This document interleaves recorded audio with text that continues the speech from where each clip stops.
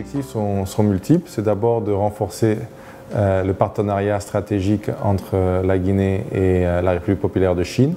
C'est également de signer plusieurs contrats et c'est surtout dans les domaines prioritaires que sont les infrastructures, l'énergie et l'agriculture.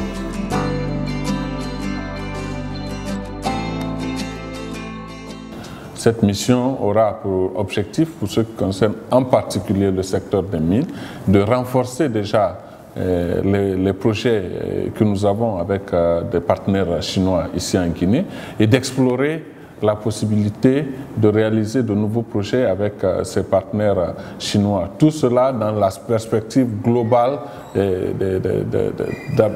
d'appui de la Chine, d'intervention de la Chine dans le cadre de la réalisation d'infrastructures économiques en Guinée. Concernant notre département, le principal objectif pour nous, c'est la recherche de financement pour un certain nombre de nos projets prioritaires. Le département est associé à ce voyage pour aller présenter les différents projets d'infrastructures routières au gouvernement chinois dans le cadre de la recherche de financement. Les projets portent sur toute l'étendue du territoire, donc il y a plusieurs routes qui ont été sélectionnées dans le cadre de projets qui seront signés avec la Chine. Mais on ne se limite pas seulement aux routes, il y a aussi les ponts qui seront également inclus.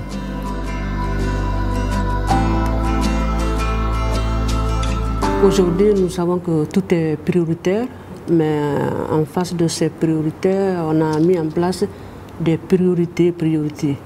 Ces priorités, commencera par d'abord la voirie de Conakry, qui intéresse tous les Guinéens aujourd'hui. Deuxième priorité, c'est la route nationale numéro 1, la RN1, qui quitte de Conakry jusqu'à Kankan et de Kankan jusqu'à Youmou. Et cette route, nous savons que le tronçon Conakry jusqu'à Kankan est bitumé, malgré qu'une bonne partie de ce tronçon est dégradée. Mais de Kankan jusqu'à Youmou, elle est encore en terre, elle n'a pas été construite. Donc elle fait partie de ce paquet de projets que nous allons présenter en Chine. La Chine est un partenaire historique de la Guinée et après l'élection du président de la République en 2010, il a tenu à renforcer cette coopération entre la Guinée et la Chine et à l'amener à un niveau stratégique, en particulier pour ce qui concerne le secteur des mines. La Guinée dispose de ressources de classe mondiale, comme vous le savez. La Chine a besoin de ces ressources aussi pour la poursuite de son développement industriel. Il est vrai qu'aujourd'hui, le marché mondial est un peu difficile, mais nous sommes en train de parler de questions qui portent sur le long terme, sur la stratégie de développement à long terme des différents pays.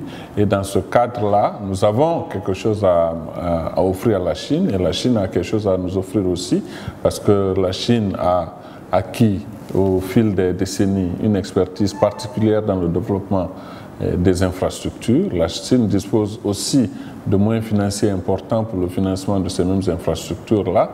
Donc nous sommes dans une position propice à un partenariat gagnant-gagnant avec la Chine. Dans le domaine de l'agriculture, c'est au niveau de l'aménagement des plaines.